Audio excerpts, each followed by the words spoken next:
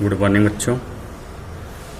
आज electrician trade का second year का ऑनलाइन क्लास में जो अगला लेसन है ये जो है घरेलू वैद्युतिक उपकरण, domestic electrical appliance.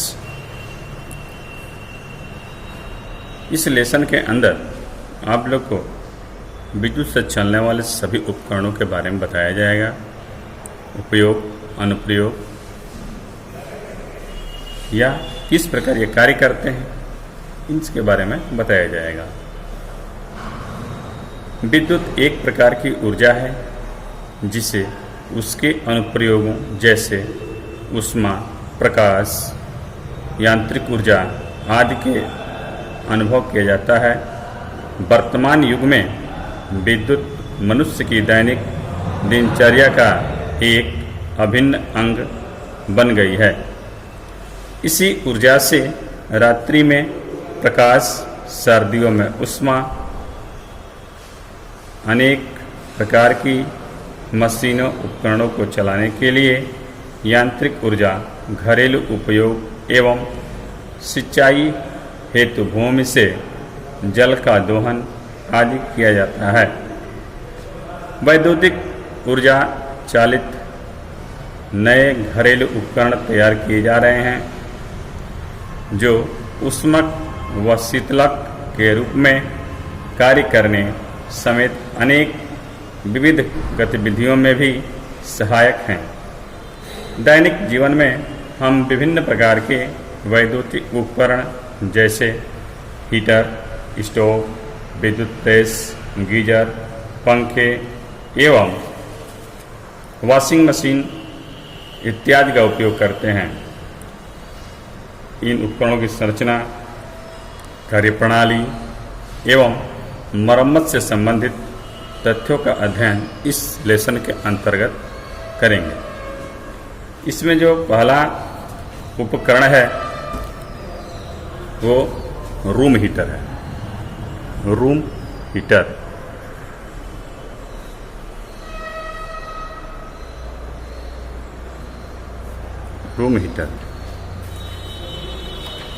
Room heater शीत ऋतु में कमरे को गर्म करने के लिए प्रयोग किया जाने वाला हीटर रूम हीटर कहलाता है।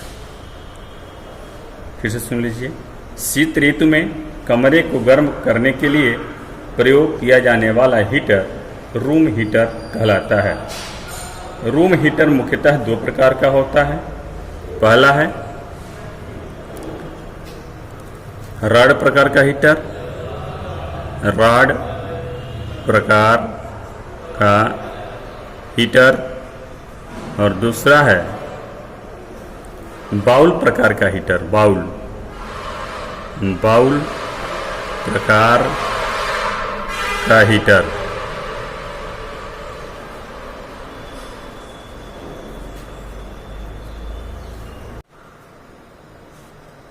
रॉड प्रकार का हीटर कैसा होता है? इस प्रकार के हीटर में रॉड की संख्या 1 या 2 होती है।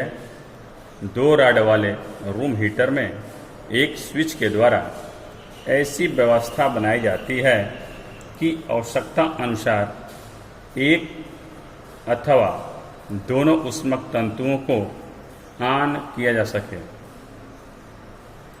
इसके मुख्य भाग निम्नलिखित हैं। ऊष्मक तंतु, ऊष्मक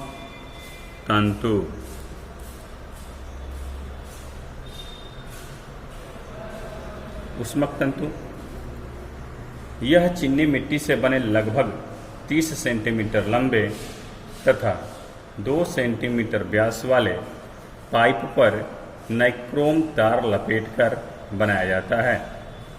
एक तंतु की वाटेज 1000 वाट रखी जाती है। 1000 वाट रखी जाती है। दूसरा है परावर्तक।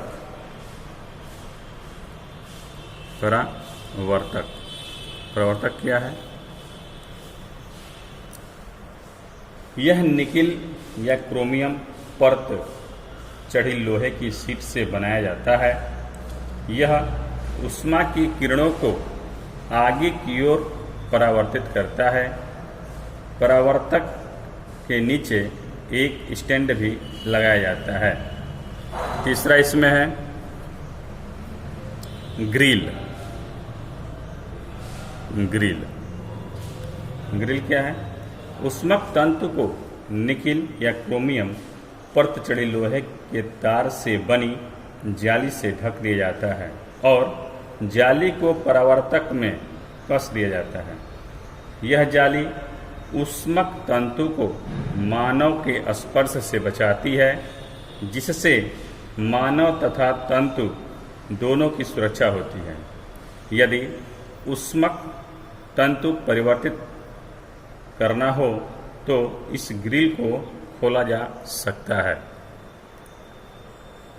चौथा नंबर इसमें है संयोजक लीड तथा संयोजक।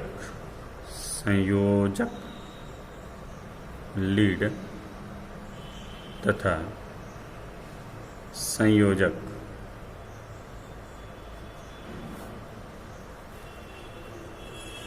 ऊष्मक तंतु के सिरों से नंगे व मोटे तांबे के तार संयोजक तक संयोजित किए जाते हैं। इन तारों पर चीनी मिट्टी से बनी बिट्स चढ़ाकर इन्हें अचालक आवरण युक्त किया जाता है।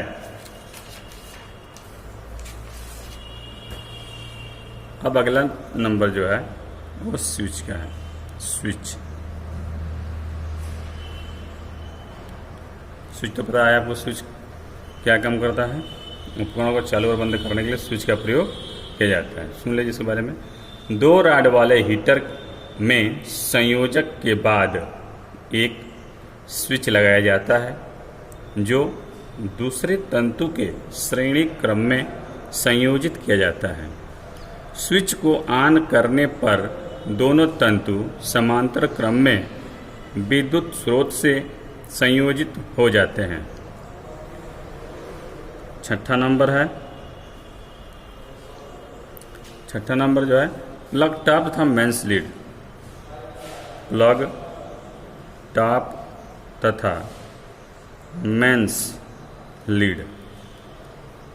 मेन लीड जो है बोर्ड से आता है और प्लग टॉप के द्वारा वो संयोजित किया जाता है। संयोजक तथा स्विच से मेंस लीड संयोजित कर एक 3 पिन प्लग टॉप लगा दिया जाता है।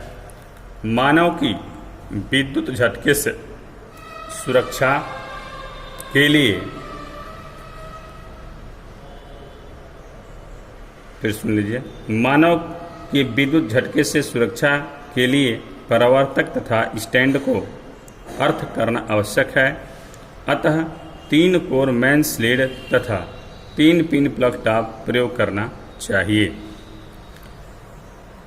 इसमें जो है रॉड प्रकार का हो गया, इसके प्रकार हो गए और इसका जो है पार्ट हो गया। कितने पार्ट होते हैं इसमें? ऊष्मक तंतु होता है, परावर्तक होता है, ग्रिल होता है, संयोजक लीड से संयोजक होता है, स्विच होता है, प्लग टॉप होता है, मेंस लीड होता है। अब दूसरा है इसमें बाउल प्रकार का हीटर। बाउल प्रकार के रूम हीटर में लट्टू की आकार का ऊष्मक तंतु तथा अर्धगोलाकार परावर्तक प्रयोग किया जाता है।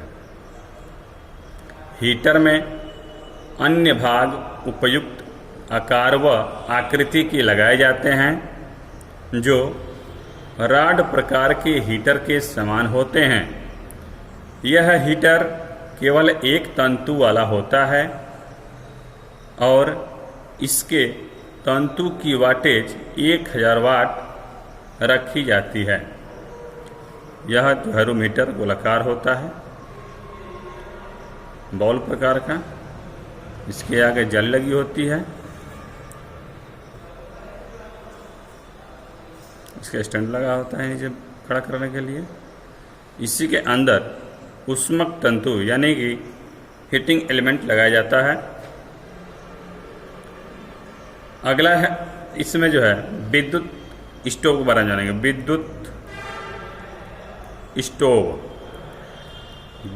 स्टोव रसोई घर में खाना पकाने के लिए प्रयोग किया जाने वाला वैद्युतिक उपकरण विद्युत स्टोव कहलाता है। इसमें निम्न मुख्य भाग होते हैं, जैसे पहला जो है हीटर प्लेट। यह चीनी मिट्टी से बनी 15 सेंटीमीटर या 20 सेंटीमीटर व्यास वाली तथा 10 mm से 25 mm मोटाई वाली एक गोल प्लेट होती है। इस प्लेट में खांचे बने होते हैं जिनका आकार ऐसा होता है कि उनमें एक लंबे कॉइल नुमा तंतु को फंसाया जा सके। यह प्लेट 1300 डिग्री सेल्सियस तक तापमान सह सकती है। आप लोग हीटर देखे होंगे। हीटर के अंदर इस प्रकार से खांचे बने होते हैं।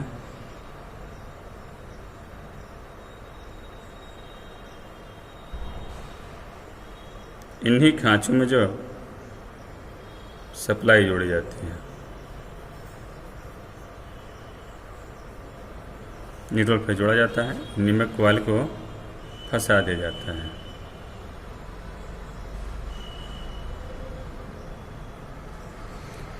अब है ऊष्मक तंतु।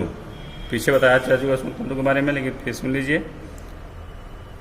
यह नाइक्रोम के 26 या 28 SWG स्टैंडर्ड वायर गेज तार से बना एक लंबा कॉइल नुमा तंतु होता है, जिनकी लंबाई लगभग 50 से 60 सेंटीमीटर होती है। यह 900 डिग्री सेल्सियस तापमान तक कार्य कर सकता है। इसकी वाटेज 1000 वाट या 2000 वाट रखी जाती है। अब इसमें जो है दूसरा नंबर बॉडी।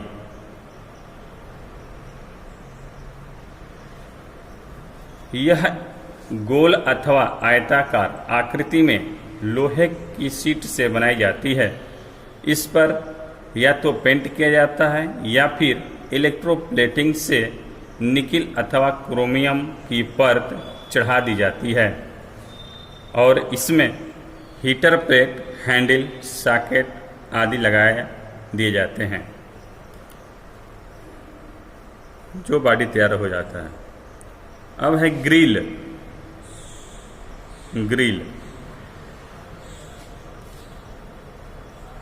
स्टोव के ऊपर रखा जाने वाला बर्तन ऊष्मक तंतु से पृथक रहे, इसलिए हीटर प्लेट के ऊपर लोहे की तार से बनी निकिल अथवा क्रोमियम आलेपित जाली एक कब्जे के द्वारा संयोजित कर दी जाती है। इस जाली को हीटर प्लेट की सफाई अथवा तंतु परिवर्तित करते समय खोला जा सकता है। अब संयोजक लीड पीछे भी पढ़ चुके हैं आप। संयोजक लीड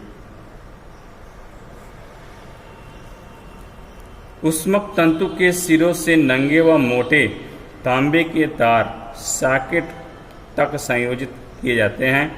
इन तारों पर चीनी मिट्टी से बनी बिट्स चढ़ाकर इन्हें अचालक आवरण युक्त किया जाता है। अब स्विच जो है, स्विच के बारे में यहाँ स्विच के बारे में बता चुके हैं आपको।